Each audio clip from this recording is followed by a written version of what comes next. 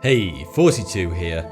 The Milky Way, the swirling mass of galaxy that we call home, is 100,000 light years in diameter. Even if we could travel at the speed of light, it would still take 100,000 years to travel from one side of this great unknown to the other.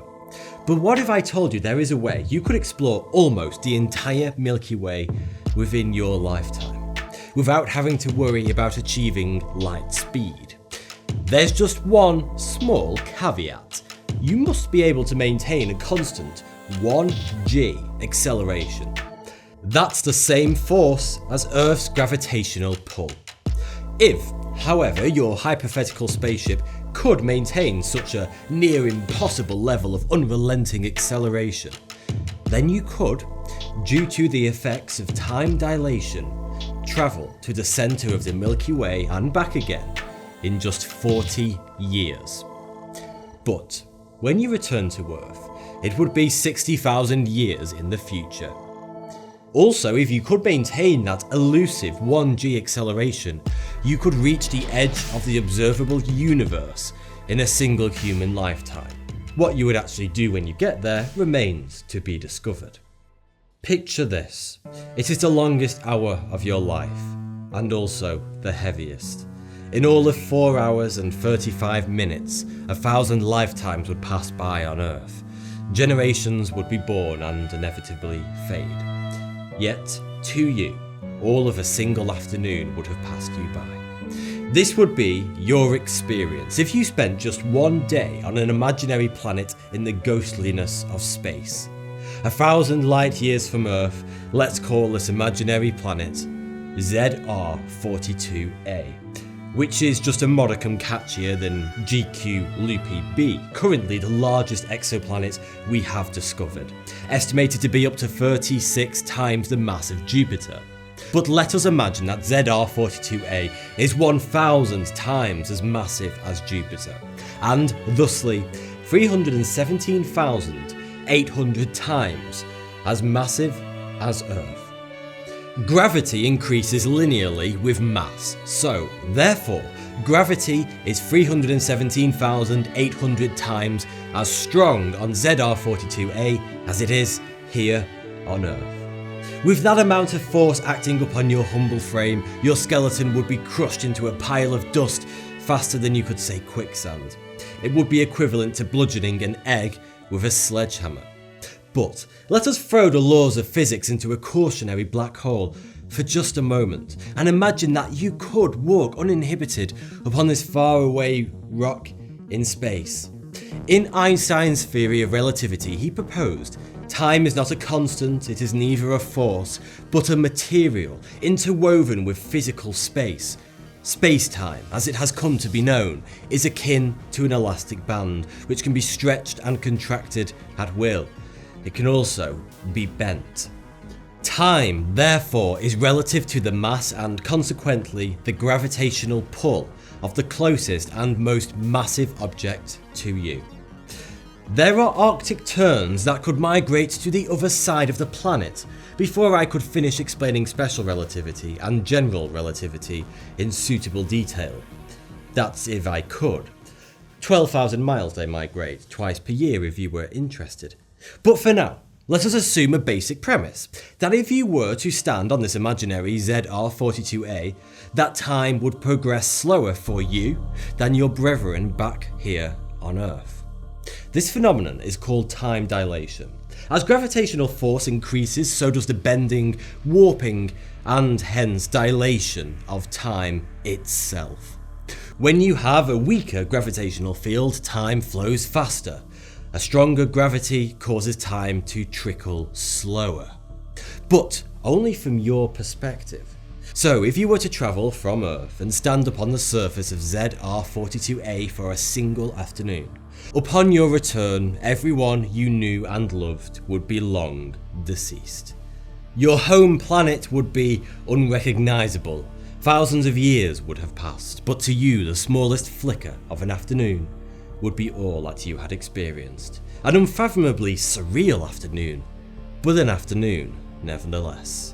This effect isn't just perceptionary, it is as real as the butter upon my bread. And yes, it is actually a form of time travel. For in those short few hours, you wouldn't have aged at all. Upon your return to an Earth many thousands of years older than you left it that very morning, your body would have aged only a few hours. In reality, time dilation isn't quite that powerful in the vicinity of most planets. This preceding example is knocking on the decidedly delicious doors of science fiction. But time dilation does exist.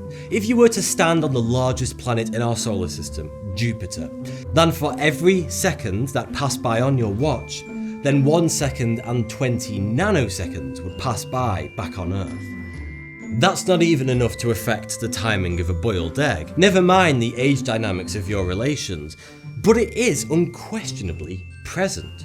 Jupiter is large, really large. 1,300 Earths could fit inside of Jupiter, if it were hollow, which it most definitely isn't. I checked, although it is rather mushy. But a mass certainly doesn't have to be unfathomably large for the effects of time dilation to start messing up your interplanetary schedule. Near the event horizon of a black hole, the point in space-time where the gravitational pull of the black hole becomes so powerful that you can no longer escape its grasp. Time dilation could very well cause your minutes to turn into hours, possibly even years, back on Earth. All this means that if you were somehow able to defy the relentless pull of gravity and avoid the minor inconvenience of massive spaghettification, you could travel forward in time by spending just a few hours at this exact point in space, within the grasp of a black hole, but never quite slipping forward. If you were able to make it back to Earth, that is, in one piece. Now, if we're getting technical about it, you wouldn't have actually travelled through time at all, but time would have passed by at a different speed back on Earth relative to you. Hence, relativity. Nothing at all is safe from time dilation, not even the Earth itself, or even your ankles. Let me explain. The pull of gravity gets stronger the closer you get to the incredibly dense core of our planet, a core which is approximately 2.5 years younger than the surface. But what about your vulnerable ankles? Well, they also will feel a slow grind of time dilation. If you were to wear a watch on your ankle and another one on your wrist, then over a number of years, many thousands, the watch on your ankle would fall behind your wristwatch, simply because it is closer to the immense source of gravitational force that is the Earth beneath your feet.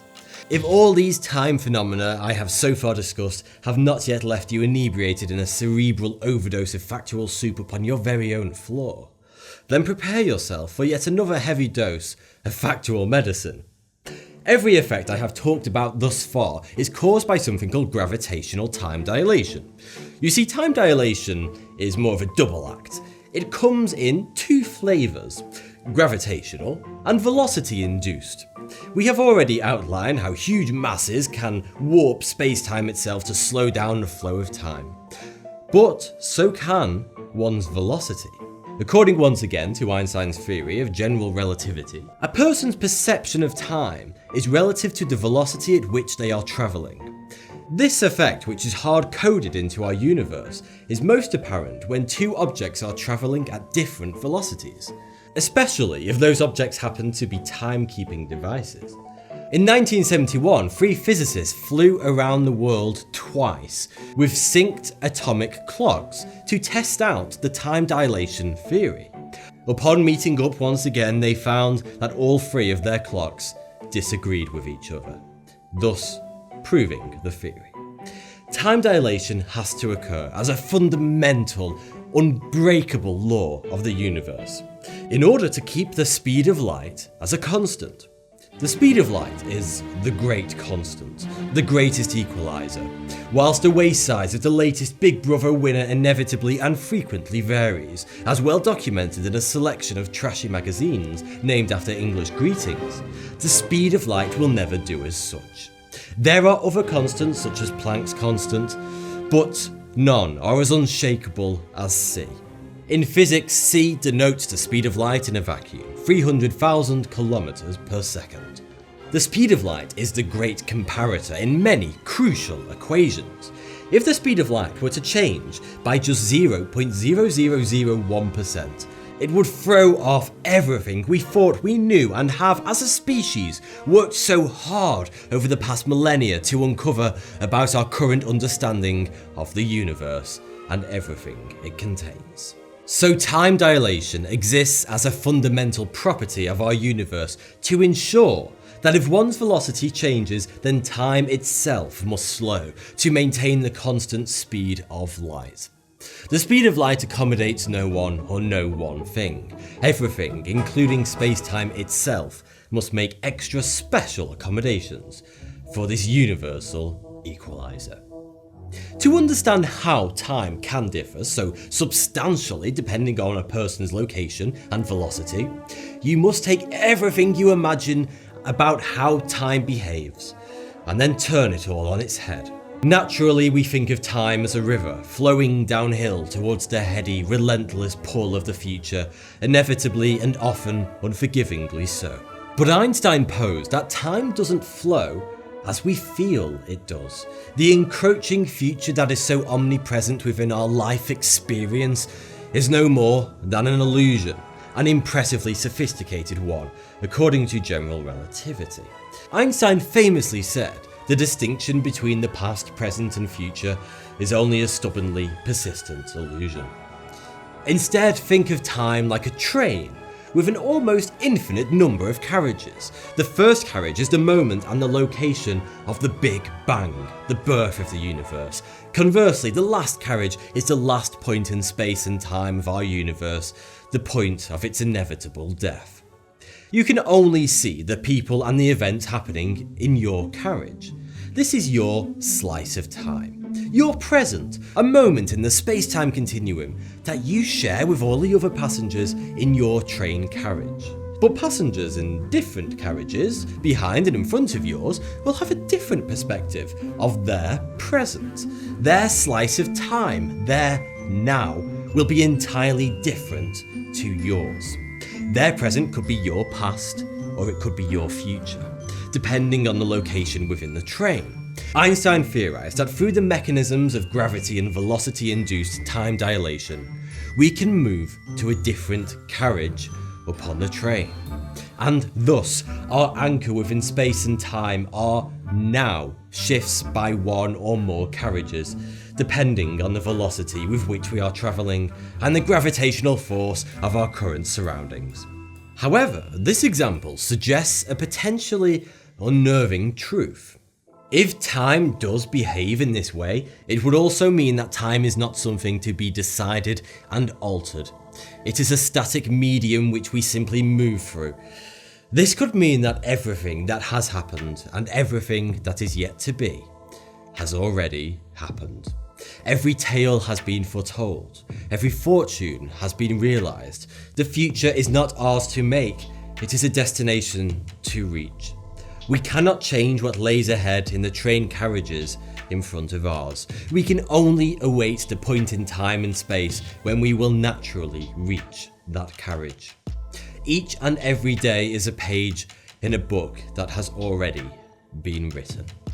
But before you fall into an abyss of self-pity over your suddenly immutable future, do bear in mind that this is not fact per se, but our current best working model for how the universe behaves based on popular theories. Importantly, Einstein's equations indicate that time has no directional bias. It prefers to flow neither forwards nor backwards, not even sideways if it were inclined. Yet we inextricably experience time going forward.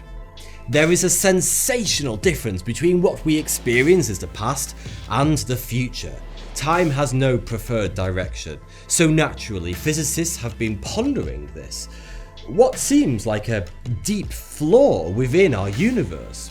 And it transpires that what we believe is the passing of time, the steady rolling of the wheels of the future, isn't the future at all. There is no past and there is no future, because time has no direction, at least not within the realm of existence that we call our universe. As Einstein said, time is an illusion. And in the words of a great science fiction writer, lunchtime doubly so. The passing of time is no more than a psychological illusion, a trick the world around us plays upon our brain. What in fact we are experiencing is the terrifyingly stubborn process of low entropy becoming high entropy systems. In thermodynamics, entropy is the measure of the order or disorder within a system. It eloquently describes the nature of all things that will eventually succumb to the decay and fall into disrepair. With all things in the universe, from a distant star to a ham sandwich, there are many more ways that the particles within said thing can become disordered and fall into a chaotic abyss than there are ways that it can remain ordered. The star will eventually die and implode into a dense singularity, and the ham sandwich will, less spectacularly, but just as inevitably, grow mould and decompose. Entropy explains why buildings will always decay over time. Equally and unfortunately so does the human body. Therefore, what we perceive as time passing us by is no more than a decay and the unstoppable onslaught of chaos in all around us. People and animals dying, buildings and nature decaying. All these examples of entropy fool us into vesting wholly into a grand illusion that we are approaching some kind of future, when in actuality, if popular science is to be believed, then the future is not a point in time, it is a point in the vast continuum of space-time, and it is not ahead or in front of us, it is in no particular direction at all. We are not travelling forward, no matter how hard our brains toil endlessly to make it thus.